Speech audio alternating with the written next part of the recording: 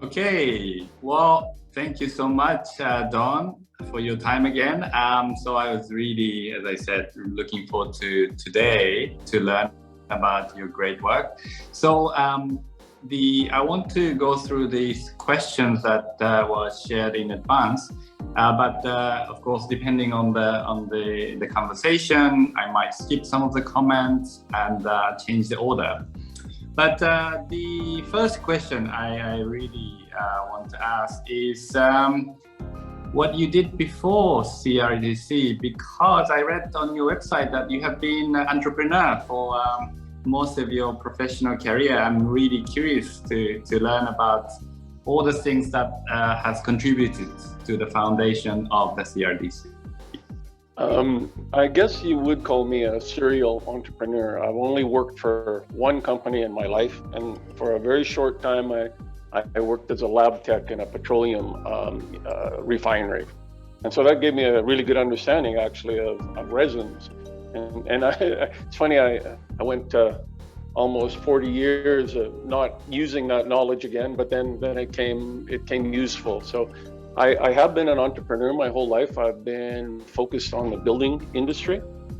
I'm Canadian, and in about 1986 or so, I was a building contractor, a young building contractor, and I invented a building system in Canada using styrofoam that made highly insulated and energy efficient houses. And I was fortunate I was able to take that company public and start to travel around and talk about Canadian building technology. I ended up coming to Costa Rica and fell in love with it immediately. So I went back home, and by 1990, I had moved my family to Costa Rica, and we started another building industry company here, focused mostly on concrete construction, tilt-up concrete construction. And I became extremely interested in the housing deficit, in social housing. So as a building and building products designer, I took on the challenge to try to figure out how to provide adequate housing, as we call it here, dignified housing for low-income families. And that project grew and grew and grew until eventually we became one of the principal developers of social housing throughout Central and part of South America. So my background is a builder, a building products designer with a keen focus on both ends of the market. We work on the highest end of construction, but very much focus on the needs of social housing.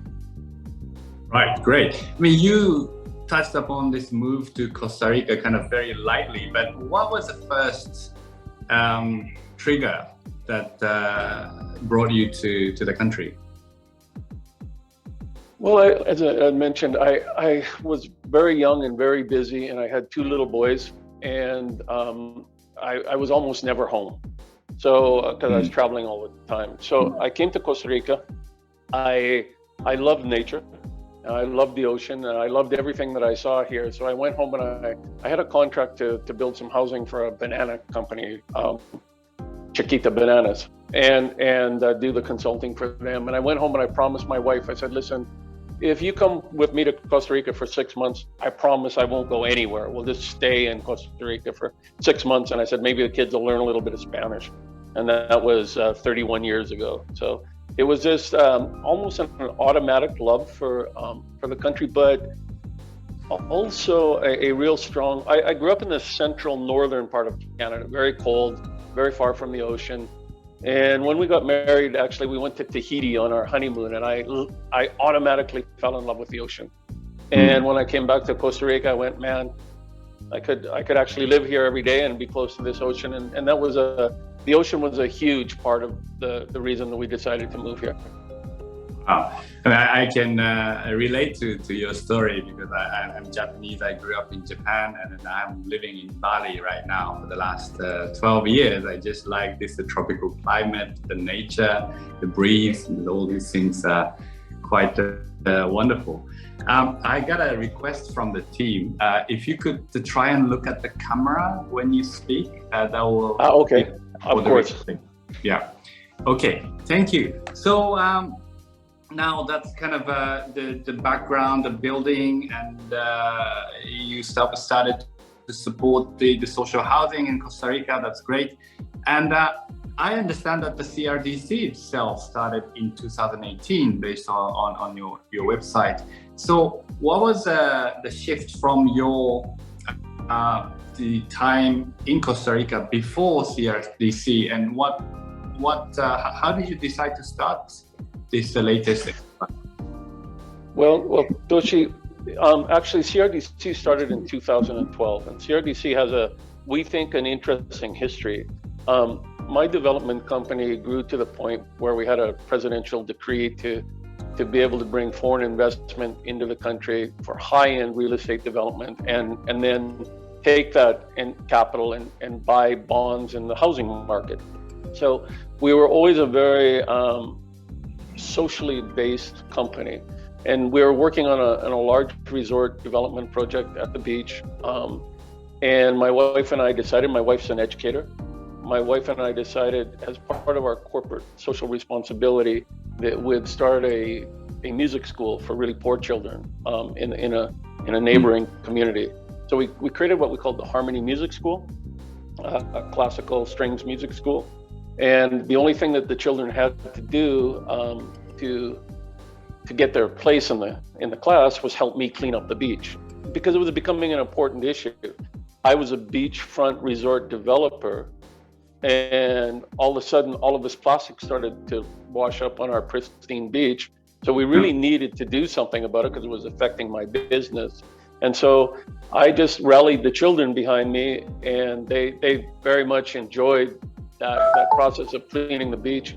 And then that turned into the first thing we used our input with plastic was we took the plastic bottles and we turned them into little greenhouses for mangrove, because we started a mangrove reforestation program. So actually the concept of regeneration didn't start with plastic. It started with carbon sequestration through mangrove reforestation. And the children and the musicians helped with that.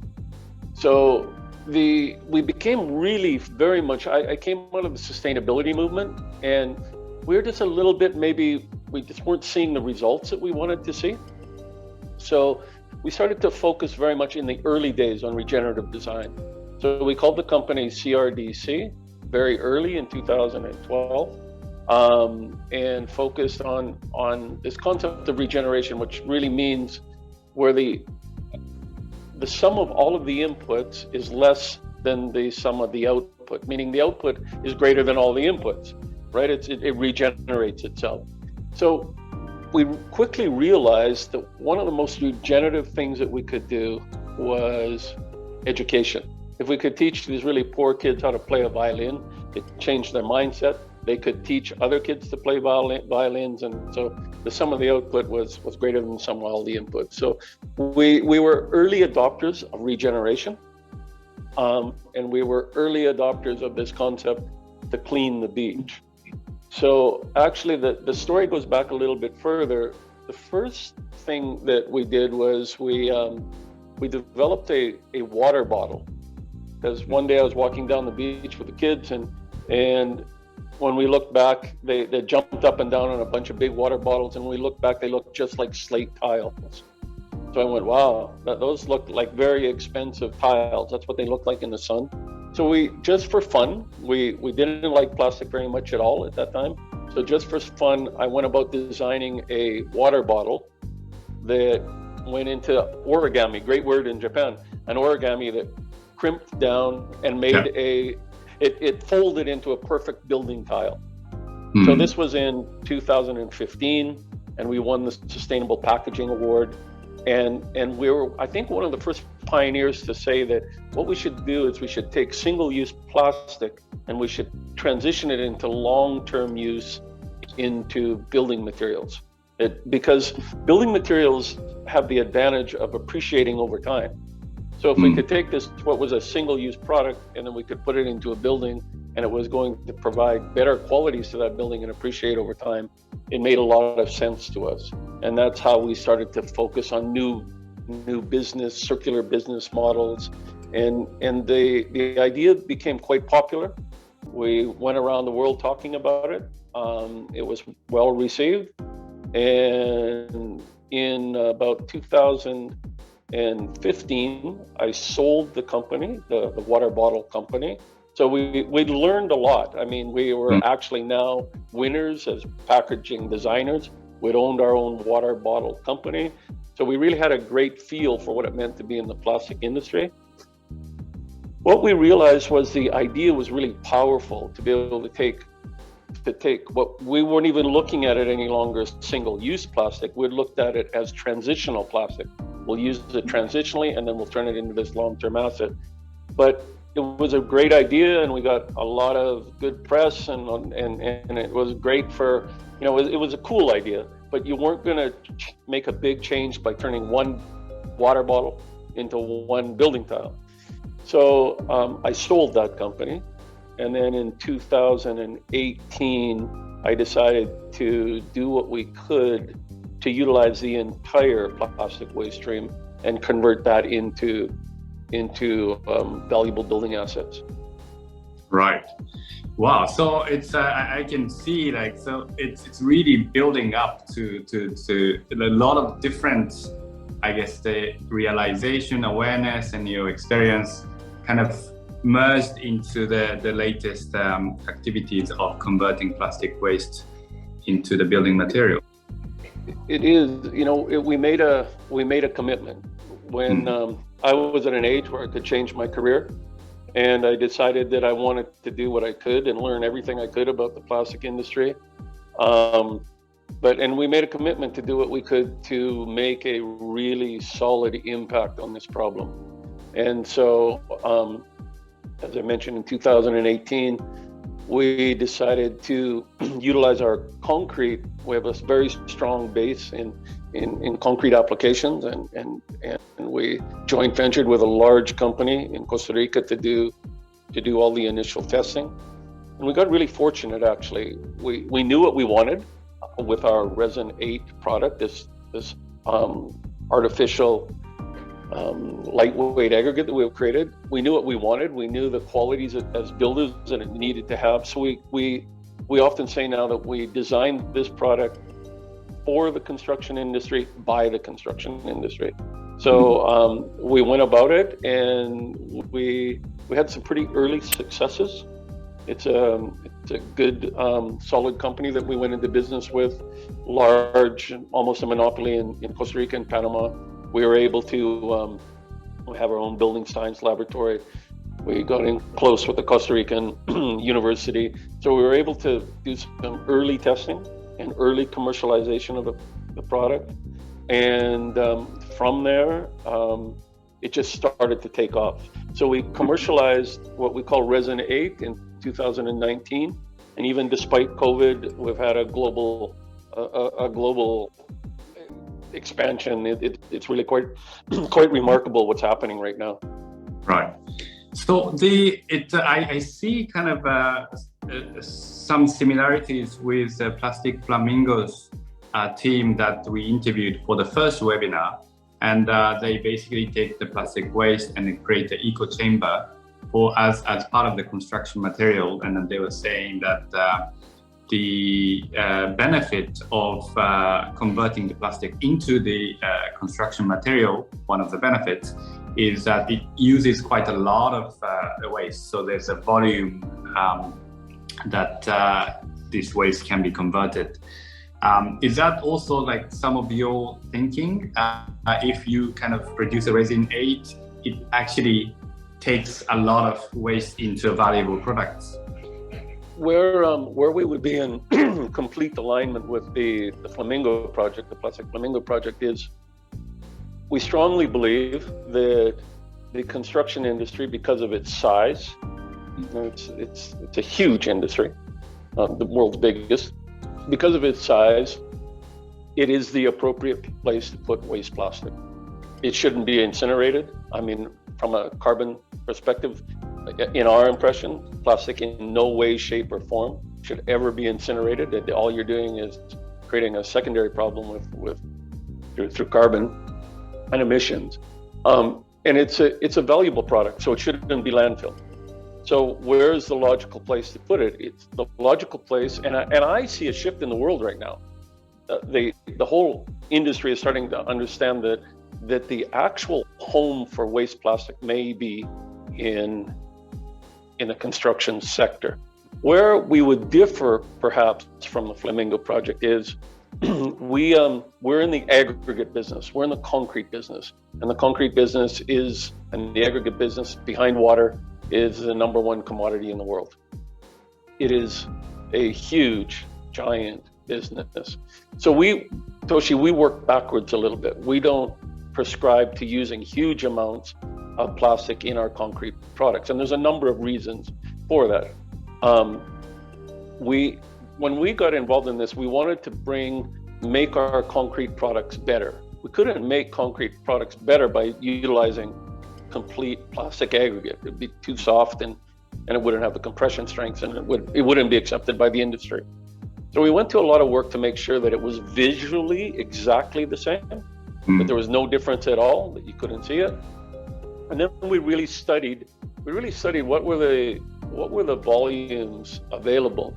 The company we work with here in Costa Rica makes 4.2 million blocks and pavers every month. That's a lot. Yeah. And that's a huge amount of aggregate, a huge amount of aggregate. So when we looked at that aggregate, we said, well, what's the available waste stream? Let's say we could get the entire Costa Rican waste stream. How much would that equate to in our block production? And it really came to around 5%.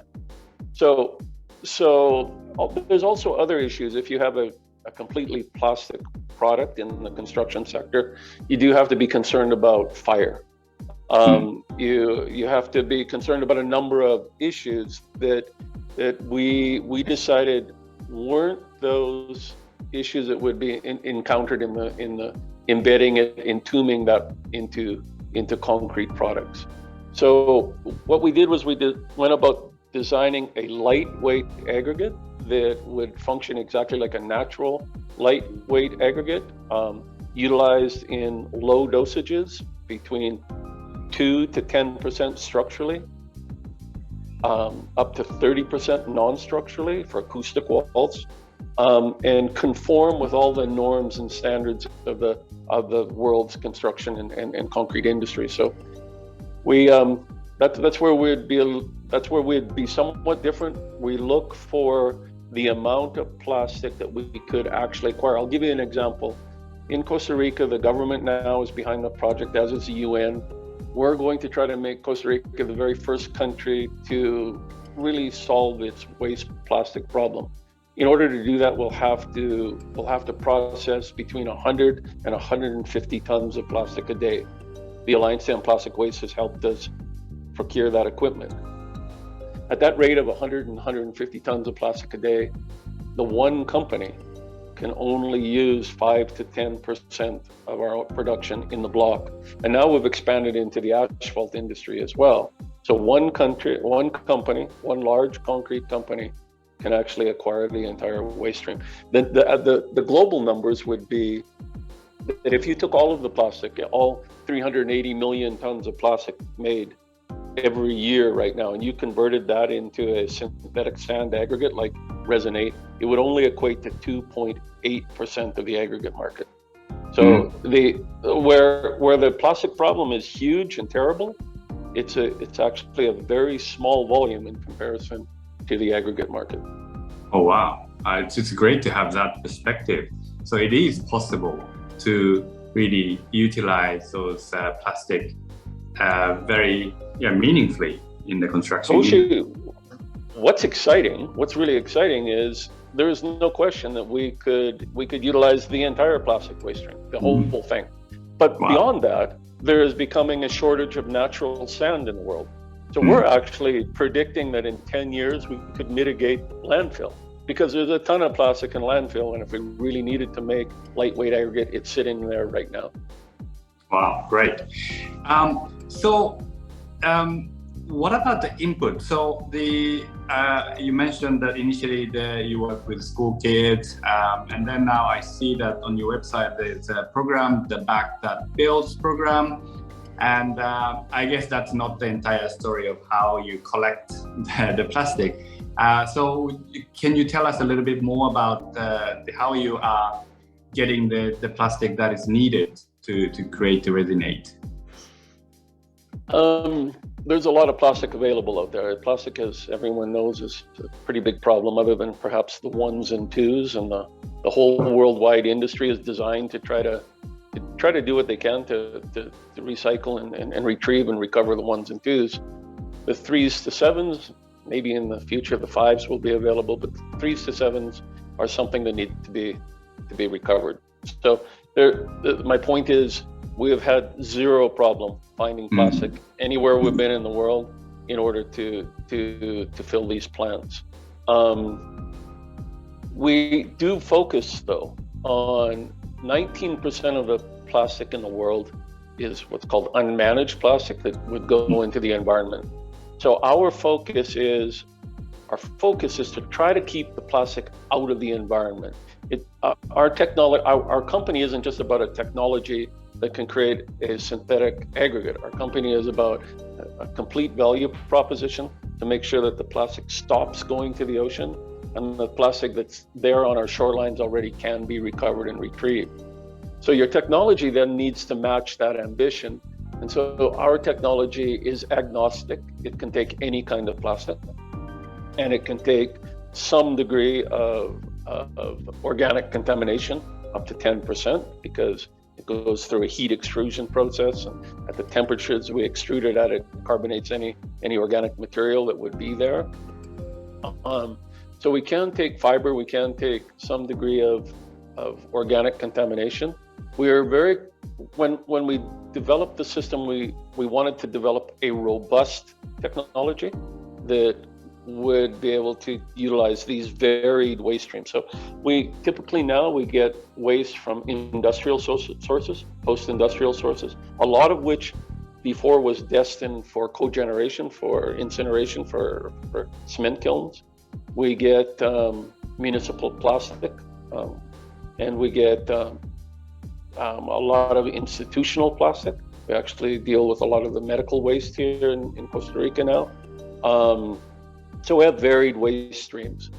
But we're very, very much focused as we go forward to see how we can turn off the tap so that the plastic never leaves the consumer's hands and isn't looked after until it comes into our hands, because it's that point between the two where the plastic can escape and get thrown into the environment. So at the end of the day, we're a very environmentally based company.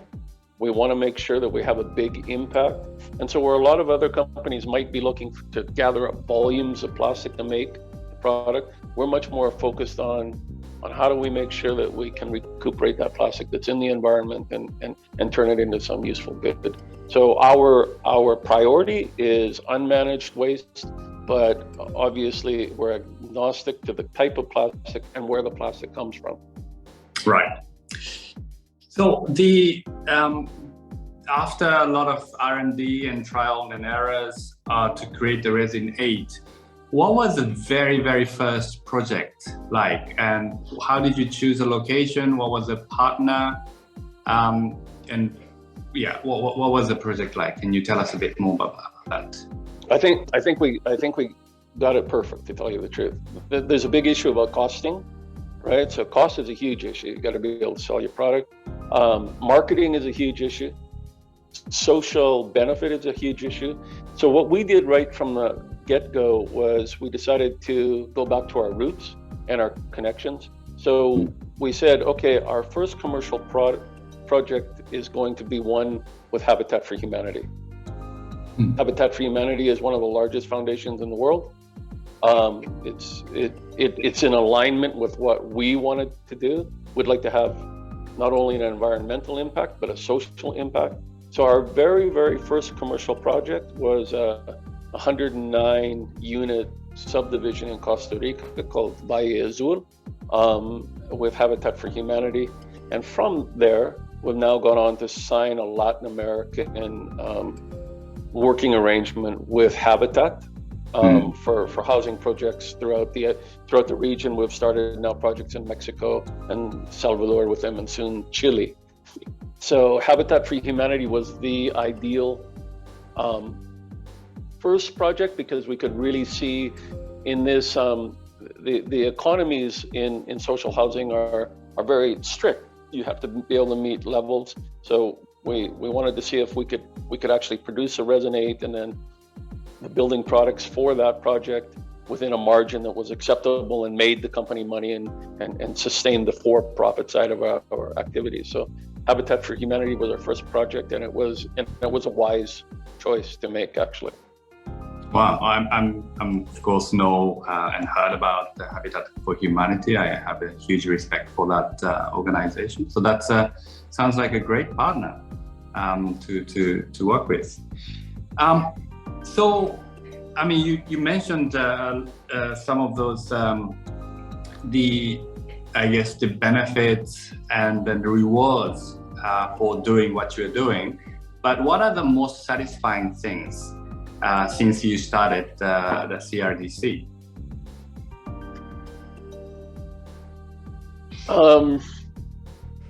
I am now convinced that there's a solution to this problem, and I don't think it's as far out as all of us thought. So that's the most satisfying thing. Where when I started this project, it felt hopeless to continually clean up the beach, and then a week later it would be dirty again. I don't feel that way anymore, Toshi. Now I'm convinced that there is a solution, and it's one that we'll be able to enact within a decade. And that's our commitment. It's ambitious, it's hugely ambitious, but we've taken a hugely ambitious stance on this project. And so the thing that inspires me most is the knowledge that we and of course our collaborators and the people we work with in the construction industry and the alliances and the Alliance to End Plastic Waste, all of us working together are going to get this done. Right, that's great. So I'm sure you have encountered also some of the challenges, and then probably as a senior seasoned serial entrepreneur, you don't see challenges as the challenges, but I'm curious to hear about some of those challenging moments that you have faced since launching the organization or the company. Toshi, it's true. I'm getting older, so I've faced almost every challenge that you can face in the business world. So, but I think that there's a benefit to that, and that they're not intimidating. You can often learn from challenges, and so yeah. But there has been some challenges, and I'll tell you that there's two things that kept me up at night. One is just practically, to solve this problem, it's a robust industrial problem. You need a lot of machinery. And so when we first started looking at this, we were pricing up, we use extruders, for instance. That's the soul of our processing method, extruders and granulators. But extruders in Europe and Canada and the United States and the suppliers, the price was prohibitive. It was like, it wasn't going to get done. And the lead time to get them made wasn't going to get them done. And this is big industry. So when you're extruding 100 tons of plastic a day, that you need the machinery to do that. So the first challenge was really that. I mean, it's great to think about, you have this technology, but can you really get it going? I think the pyrolysis industry is running into that same problem right now. It's okay. How do the big word is scale, right? So what we did was we went. We were fortunate. One of our U.S. partners, Ross, the gentleman that was going to be on the call, has worked for years with a company in China a U.S. company in China called Source International.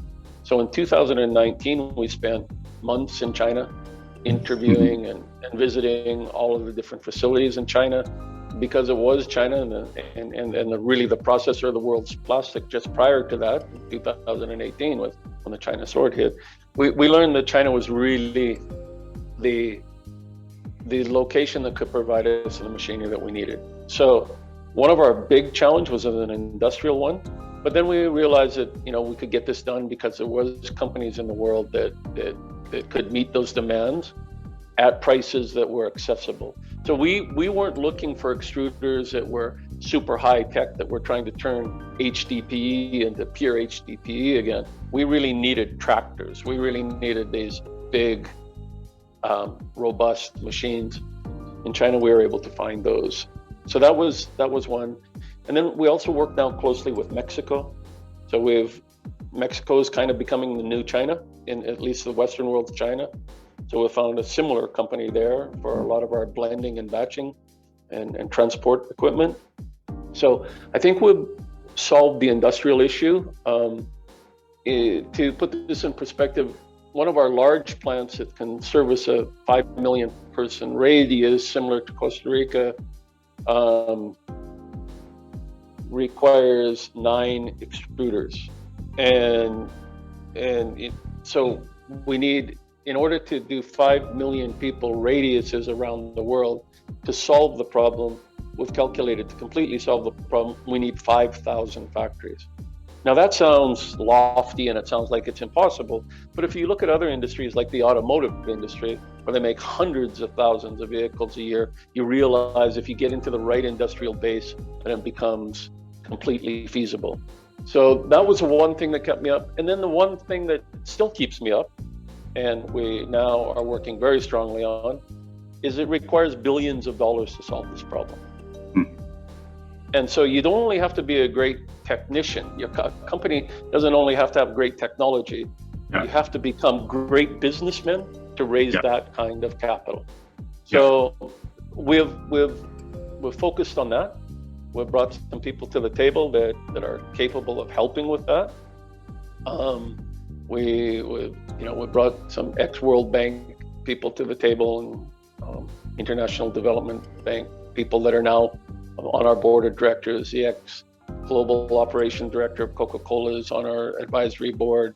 So we've been able to at least find the basis for, if our pilot projects that the Alliance to End Plastic Waste has been kind enough to incubate work, we believe that we'll be able to raise the capital that we need in order to make this eventually a self-sustaining business. Right, great. So you mentioned this technological aspect and the funding aspect, and then business acumen, which I believe a lot of entrepreneurs are trying to balance. Thank you for sharing your story. And I think it's a good segue to my next question, which is a partnership with big companies, multinational companies. And there are a lot of members in the Alliance, the APW, and they are trying to solve the same issue from different angles. Some trying to develop alternative products, some try to reuse or recycle. And I guess also in the Japanese context, at least, when we talk to a lot of companies, they kind of struggle to understand these plastic waste issues in the emerging markets, and I really kind of understand the environment and the issues, the actors involved. And what are the advice that you have for these big companies who are interested but struggling to understand the real challenges around the plastic waste in the emerging market? First advice is actually go to one of the countries in the emerging market and actually go to the beach and actually go pick up some plastic. I would give that advice to every CEO of every big company. Actually participate and actually see what the problem is. Actually physically understand what that problem is. Wendy from the Alliance did that with us, and I think it had an impact. The very best way to learn these issues is through participation. It's sometimes really hard from a Canadian perspective in the center of the country where you couldn't find a piece of garbage as hard as you look. It's sometimes very hard for the developed world and the people within the developed world, including the CEOs, to really understand the magnitude of the problem. And so therefore you have to go to Bali, or you have to go to Costa Rica, or you have to go to wherever, and you have to see what these real issues are. So rolling up your sleeves and getting involved is huge. I think that the Alliance has done an incredible job of creating that first step. First step was getting everybody together. Now, I believe that there's still, for me, and I say this to the Alliance at times, is it's kind of like a very well-funded startup.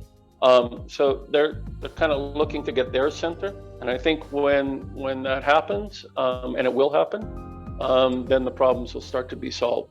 But the very best way for people to understand this problem is to go and participate. And then I think things would change radically. Yeah, I agree. I think this really understanding, being there and feel the heat and really talking to the people affected or involved in the solutions, or affected by the issues. I think that's a really, really great advice. Thank you. You touched upon the AEPW's work, so I want to switch gear to that now. So how did you first get in contact with AEPW, and then what kind of support have you received from AEPW so far? The relationship with the AEPW has been excellent. There's a bit of a backstory to the AEPW as well. In 2018, I was doing a speaking circuit in the plastic and petroleum industry through the IHS market. And I still have a very good relationship, the organizers of the big conferences. And so I was actually, as an environmentalist in 2018, when the idea was brand new, I was offered to address the CEO roundtable at the petroleum conference. And we suggested that something had to be done. And there was, I won't name them, but there was a couple of really forward-thinking CEOs that said, hey, we're going to do something. And in my impression, the Alliance to End Plastic Waste was born there. So it was interesting for me to watch it grow and start around the world, but it actually came to us, our relationship came through South Africa. There was a venture capital company in South Africa that was looking at our South African pilot project, and they actually introduced us to the AEPW. So we went through those channels, and it took quite a bit of time and energy and due diligence on the part of all of us, and the decision was finally made not to fund our project in South Africa, but obviously I pushed hard for Costa Rica because I thought, and I still believe, Costa Rica is the very best place in the world to showcase this project. And so we wanted a developing country, and we wanted a developed country. So we chose the United States and Costa Rica as our two projects, our two startup projects. So the Alliance to End Plastic Waste got involved. We went through some pretty sophisticated financial analysis to really determine the cost to do that. They came to us with a generous low-income loan, and the knowledge that they bring as a group. So we're big fans of the Alliance to End Plastic Waste and extremely grateful. So that's how we actually came. We knew that the Alliance was being started at the very highest end, but we came through the channels, just like any other project would, and made our way up to the point where we are now. Great. So what's your future plans? No, I mean, we started as humbly, and the project has humble roots. We're construction guys. Construction guys seem to have the quality to understand that you have to take the steps to build the thing. So our plans are to build the things, but this thing is going to be a big thing. That's what our plan is. Our plan is somebody has to solve this problem, and we definitely want to be a company that comes with an entire value proposition that does solve the problem. And that goes all the way from educating children to collection to the making of our product, and then the actual construction. So it's ambitious. We have the right team to do it. Again, just kind of my focus at the point I am in my career, I really didn't need just to open one or two factories. That's not what my goal is. I mean, we're here to collaborate and to to learn, but aggressively expand and solve this problem. Great. So this concludes my last question, but I want to see if there's anything that you haven't shared with us, but worth sharing with the audience in Japan who are interested in solving the same issues. The one thing that we touched on but didn't get into that has taken a life all of its own is what we call the bag that builds. We came up with the idea because we were working with some large companies in the United States on processing the plastic that they couldn't process in a bag program that they had, a home bag program. So we were able to learn some of the issues, and we also because now we have an opportunity, we have a worldwide view of things now, we realized that consumers were really tired of all the rhetoric from the recycling industry and not seeing any results. Canadians and Japanese are famous for being what are called aspirational recyclers, just recycle just for the point of recycling. But what happened with my family in Canada, when I went back to visit my family in 2012, everybody was recycling everything like crazy. So it had a 30-year history of recycling until the news broke in 2018 that maybe that wasn't the case.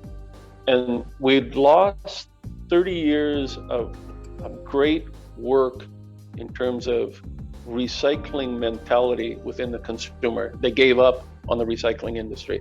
They lost hope. They felt defrauded. And we saw that clearly, and we realized that if we could figure out a way to bring that hope back to the consumer, to let the consumer know that everything that they put in that bag, 100% of it would go to build communities, that we could regain that trust. And if we could regain that trust, we could create a following, and then we could really secure our own waste stream. And we felt that as a business, we had to secure our own waste stream because there's going to be 500 great solutions out there, and everybody's going to be looking for the same plastic. So the market could get really confusing. So what we decided to do was, okay, we've got the technology, but now let's figure out how can we create the trust in a very simple format with a consumer again to give us that plastic. And if we could get the plastic directly from the consumer to us, then there would be no point of escape. And there'd be no point of potential sending it off to another country and having it mismanaged. It would be a direct relationship that we could prove. So it's gotten relatively sophisticated, looking at blockchain tracking, which really isn't all that difficult, the QR code on the bag, creating this trust between ourselves and the client. It started with a program based on our business model, REAP, in Samoa, educational program with the United Nations.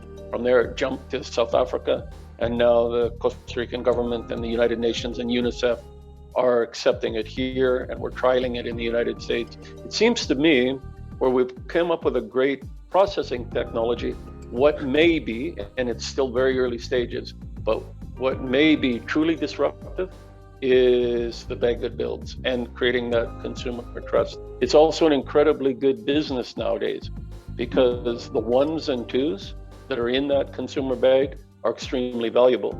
So what we're doing, Toshi, is something I think that this is a business element that I think is completely unique.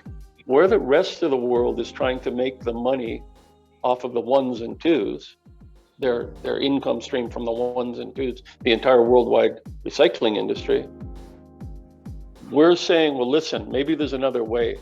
Maybe we can make our money off of the threes to sevens, and the capital that we recuperate on the ones and twos is capital that we can put back in to the collection system.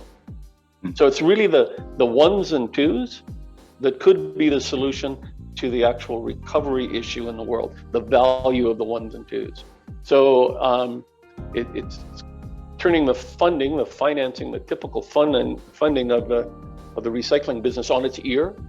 We make our profit on the threes to sevens. We're happy with that. It's big business. But the ones and twos, we recycle or we recollect, we sell into the market. and we utilize that capital to solve the problem. Great. Well, there's so many, I guess, innovative aspects and then inspiring stories from you. And so, as Mr. Anada said, we're gonna try and compress into a shorter video. And I don't know if we can do justice to all these great stories, but we'll try our best. And I really want to thank you for your time and all the great things that you're doing. And so I want to conclude this interview.